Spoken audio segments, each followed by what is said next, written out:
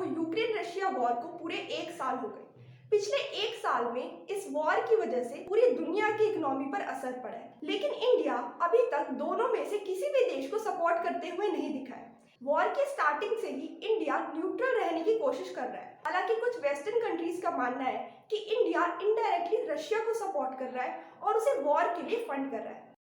अब हम समझते हैं क्या इंडिया सच में न्यूट्रल है या वो इनडायरेक्टली रशिया को सपोर्ट कर रहा है। 88% of the rainforest remains untouched. 23 Feb को यूनाइटेड नेशन जनरल असेंबली की मीटिंग में इस वॉर को खत्म करने के लिए एक रेजोल्यूशन लिया गया था, जिसमें से 141 कंट्रीज ने इस रेजोल्यूशन का सपोर्ट किया था और 7 कंट्रीज ऐसी थी जिसने इस रेजोल्यूशन का अपोज किया था और 32 कंट्रीज ऐसी भी थी जिन्होंने इस असेंबली में पार्टिसिपेट ही नहीं किया, इंक्लूडिंग इंडिया। और ऐसा पहली बार नहीं है जब इंडिया ने ऐसी असेंबली में पार्टिसिपेट नहीं किया। इससे पहले भी यूनाइटेड नेशन सिक्योरिटी काउंसिल और यूनाइटेड नेशन जनरल असेंबली की कई सारी मीटिंग्स में या तो इंडिया पार्टिसिपेट नहीं करता और अगर पार्टिसिपेट करता भी है तो वो दोनों में से किसी भी कंट्री के लिए वोट नहीं करता। वॉर की स्टार्टिंग में ही इंडिया ने रशिया के खिलाफ कुछ भी बोलने से मना कर दिया। ऊपर से वेस्टर्न कंट्रीज ने रशिया पर जो सैंक्शंस लगाए थे, उनके इंपोर्ट और एक्सपोर्ट्स पर जो बैन लगाया था, इंडिया ने उन्हें भी फॉलो नहीं किया। वॉर की स्टार्टिंग से पहले वेस्टर्न कंट्रीज को लगा था कि आज तक जैसे इंडिया वेस्टर्न कंट्रीज को सपोर्ट करते हुए आया है, वैसे ही वो वॉर के टाइम पे भी उनको सपोर्ट करेगा और रशिया के खिलाफ रहेगा, लेकिन ऐसा हुआ नहीं। इसलिए वेस्टर्न कंट्रीज अब इंडिया पर सवाल उठा रही है कि वर्ल्ड की लार्जेस्ट इकोनॉमी रशिया के खिलाफ क्यों नहीं हो रही और ऊपर से रशिया से ऑयल इंपोर्ट करके उन्हें फंड क्यों कर रही है। यूएस प्रेसिडेंट जो बाइडेन का कहना है कि ये वॉर डेमोक्रेसी वर्सेस ऑटोक्रेसी की है। यूक्रेन जो कि एक डेमोक्रेटिक कंट्री है, आज अगर डेमोक्रेटिक कंट्रीज ही उसका सपोर्ट नहीं करेगी तो कौन करेगा। और अगर इस वॉर में रशिया की हार नहीं होती तो एक तरीके से ये मान लिया जाएगा कि दुनिया भर में इंटरनेशनल लॉज एंड ऑर्डर को फॉलो नहीं किया जा रहा और सारी ही कंट्रीज अपनी मनमानी कर रही है।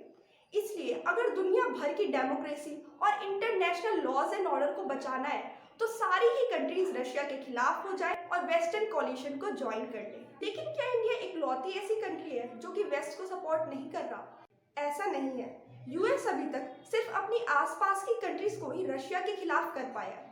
उसमें से भी यूनाइटेड नेशन जनरल असेंबली की मीटिंग में कई सारी कंट्रीज वॉर को एंड करने के लिए वोट करते हैं, लेकिन जब बात आती है रशिया के खिलाफ एक्शन लेने की तो कोई भी कंट्री सामने नहीं आती। एशिया की सबसे बड़ी डेमोक्रेसी इंडिया और अफ्रीका की सबसे बड़ी डेमोक्रेसी साउथ अफ्रीका ने तो वोट भी नहीं दिया और रशिया पर लगाए गए सैंक्शंस को भी नहीं माना, क्योंकि ये सारे सैंक्शंस एक तरफा थे और कुछ ही कंट्रीज ने मिलकर लगाए थे और ये सारे सैंक्शंस यूनाइटेड नेशंस के अप्रूवल के बिना लगाए गए थे। अमेरिका की सबसे बड़ी डेमोक्रेसी ब्राजील ने भी रशिया पर लगाए गए सैंक्शंस को फॉलो नहीं किया।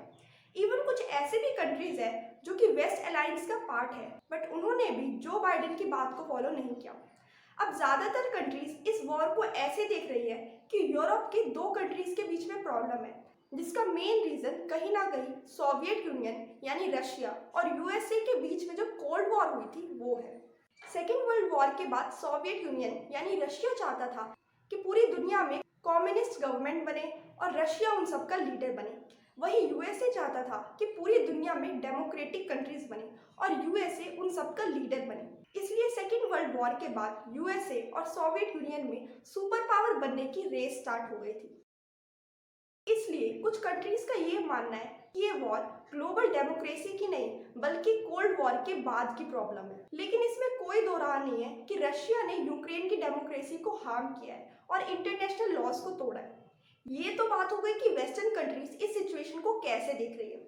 अब हम ये समझते हैं कि इंडिया इस पूरी वॉर को और इस पूरी सिचुएशन को कैसे देख रहा है और इंडिया अभी तक एक भी बार दोनों में से किसी भी कंट्री को सपोर्ट करते हुए क्यों नहीं दिखा। इंडिया ने शुरू से ही इस वॉर को लेकर अपनी चिंता दिखाई है। इंडिया भी यही चाहता है कि ये वॉर जल्द से जल्द खत्म हो जाए, लेकिन अभी तक इंडिया ना तो यूक्रेन को सपोर्ट करते हुए दिखा है और ना ही रशिया को।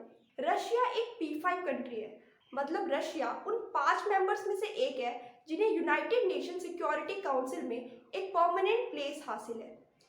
इसका मतलब ये हुआ कि एक P5 कंट्री ने अपने नेबर यूक्रेन पर हमला किया है और अगर इंडिया रशिया को डायरेक्टली सपोर्ट करता है तो ये इंडिया के लिए महंगा पड़ सकता है, क्योंकि चाइना भी एक P5 कंट्री है और वो इस सिचुएशन का फायदा उठा सकता है। इसलिए इंडिया हर जगह टेरिटोरियल इंटीग्रिटी की बात कर रहा है, मतलब हर कंट्री को दूसरी कंट्री की इंडिपेंडेंस की रिस्पेक्ट करनी चाहिए।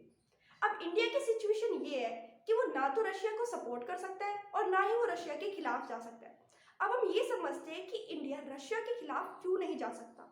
इंडिया 80% फ्यूल इंपोर्ट करता है और रशिया हमें ये फ्यूल सस्ते दामों पर देती है। हम चाहे तो दूसरी कंट्री से भी फ्यूल इंपोर्ट कर सकते हैं, लेकिन वो हमें महंगे दामों पर फ्यूल देगी। एक बार को हम फ्यूल के लिए कहीं और चले भी जाए, लेकिन डिफेंस नीड्स के लिए हम ऐसा नहीं कर सकते। इंडिया की 46% डिफेंस नीड्स को रशिया पूरा करता है। हालांकि डिफेंस नीड्स के लिए एक देश पर इतना ज़्यादा डिपेंडेंट होना सही नहीं है, बट इस चीज़ को चेंज करने में टाइम लगेगा। और अभी रशिया और चाइना भी दोस्त बन रहे हैं, तो ये इंडिया के लिए बहुत नुकसान वाली बात होगी कि दो इतनी बड़ी कंट्रीज हमारी दुश्मन बन जाए। इंडिया को यहाँ के ही बड़ी बड़ी कंट्रीज के साथ काम करना है। अमेरिका तो वेस्ट में है, आगे चलकर अगर हमें कोई दिक्कत आती है तो हमारी नेबरिंग कंट्रीज रशिया और चाइना ही हमारी हेल्प करेगी। तो हम अमेरिका के चक्कर में अपने पड़ोसियों से पंगा क्यों लें? इंडिया के फॉरेन पॉलिसीज में भी रशिया का बहुत इंपॉर्टेंट रोल है, इसलिए इंडिया रशिया से दुश्मनी नहीं मोल ले सकती। अब इंडिया क्या चाहता है? इंडिया चाहता है कि जल्दी से इस वॉर को खत्म करो, पावर्स के बीच में बैलेंस बनाओ, जिससे पूरे वर्ल्ड में शांति बनी रह सके और सारी कंट्रीज मिलकर वर्ल्ड की बड़ी बड़ी प्रॉब्लम्स पर फोकस कर सके। जैसे कि क्लाइमेट चेंज एक बहुत बड़ी प्रॉब्लम है, यूनाइटेड नेशंस में रिफॉर्म लाना एक बड़ी प्रॉब्लम है। इसलिए वॉर को खत्म करके इन सारी प्रॉब्लम्स पर फोकस करो। जैसा कि जवाहरलाल नेहरू ने 1957 में कहा था कि अगर हमें वॉर खत्म करनी है, शांति बनाए रखनी है, तो ज़रूरी नहीं है कि हम किसी का नाम लेके बुराई करें।